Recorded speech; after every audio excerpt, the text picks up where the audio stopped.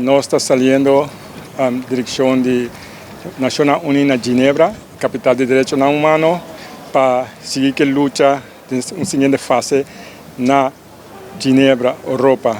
Antes aí, nós estamos tratando cortico em direção de viagem e também com nós trabalho assim. Sim.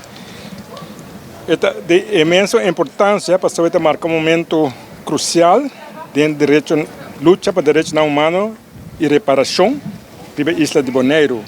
E a agenda de viagem aqui está llena de compromisso com vários grupos internacionais que estão enfocados nos direitos humanos. A delegação de Bonaire tem uma participação histórica na Nações Unidas Ginebra e também tem 3 fóruns permanentes de gente de descendência africana. Permanent Forum of People of African Descent, se conhece mundialmente, com enfoque nos bandas de Caribe, de reparação e de decolonização. Nossa delegação está profundamente preocupada com a violação ampla que está tomando lugar de direitos humanos que está seguindo a soltar o povo de Bonaire. A violação aqui que está quebrando com a lei internacional a penetrar dentro de toda a faceta de nossa comunidade. Alarmante está com outro grupo de interesse da parte de estar mais interessado na própria agenda, no lugar de defender direitos do povo bonaiano em sua totalidade.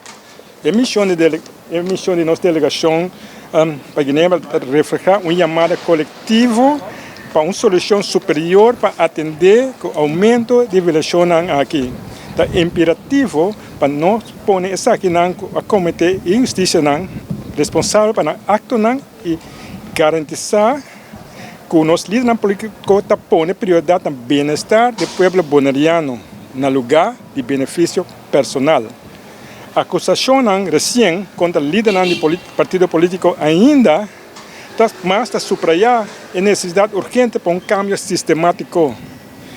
Central na agenda de nossa delegação está a apresentação do caso de Bonaire na sede da Nações Unidas Ginebra. O fórum crítico aqui representa para a oficina do Alto Comissário de Direitos Humanos das Nações Unidas, Volker, está abrindo uma oportunidade única para exponer a realidade que o povo bonaiano está enfrentando, además, boga para ação significativa.